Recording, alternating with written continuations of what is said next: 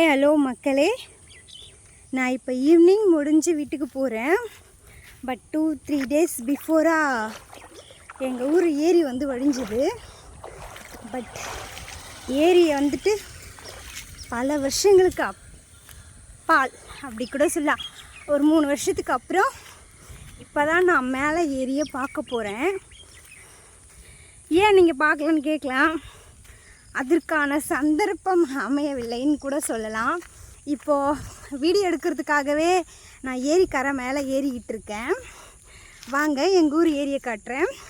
ரொம்ப பெருசாக தான் இருக்கும், சூப்பராக இருந்தது. பட் கலங்கள் வழியும் போது தான் என்னால் உங்களுக்கு இந்த வியூலாம் காட்ட முடியல. பார்த்துக்குங்க, ரொம்ப சூப்பராக இருக்கும். குட்டி ஏரிலாம் கிடையாது, ரொம்ப பெரிய ஏரி தான். பாருங்கள், இருங்க இன்னும் கொஞ்சம் தள்ளி கீழே வந்துடுறேன்.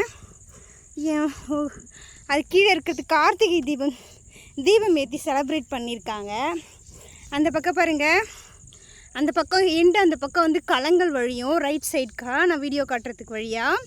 அதுக்கப்புறம் இப்படியே வாங்க, பாருங்கள் அந்த கம்பெல்லாம் தெரியுது பார்த்தீங்களா, அது அந்தந்த கம்பெல்லாம் தாண்டி கூட உங்களுக்கு சொல்லணுன்னா ஒரு 3 கிலோமீட்டர் வரையும் தாராளமாக இந்த ஏரியோடைய எண்டு இருக்கும்னு நினைக்கிறேன்.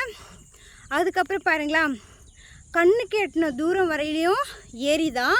அதை பார்த்திங்களா, ஏரி கரை கட்டியிருக்காங்க. அது கம்பெல்லாம் தெரியுது பார்த்திங்களா, அது கம்பம் தெரியுது பார்த்திங்களா, அதெல்லாம் நாங்கள் சின்ன பிள்ளையில் வந்து ராணி கம்பம்னு சொல்லுவோம். பட் அந்த கம்பத்தாண்ட இப்போ தான் புதுசாக வந்துட்டு எங்கள் ஊர் ஏரிக்கெல்லாம் கரை கட்டியிருக்காங்க. ஏன்னா ஸ்பீட் ரோட் போகுது அந்த கம்பத்துக்கு அந்த சைடு, அதனால் இப்போ வந்து கரை கட்டியிருக்காங்க ஏரிக்கு. அதுவும் எங்கள் ஊர் ஏரிக்கு தான் கரை கட்டியிருக்காங்க. சூப்பராக இருக்குது. இதுக்கு முன்னாடிலாம் கரை கிடையாது.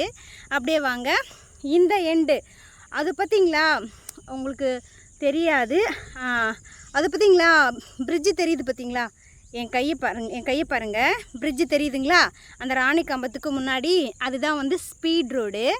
அது வரையிலுமே ஏரியோடைய எண்டு இருக்குது. அந்த சைடு தான் வந்துட்டு லாஸ்ட்டு மது இருக்குது, கலங்கள் வழியும்.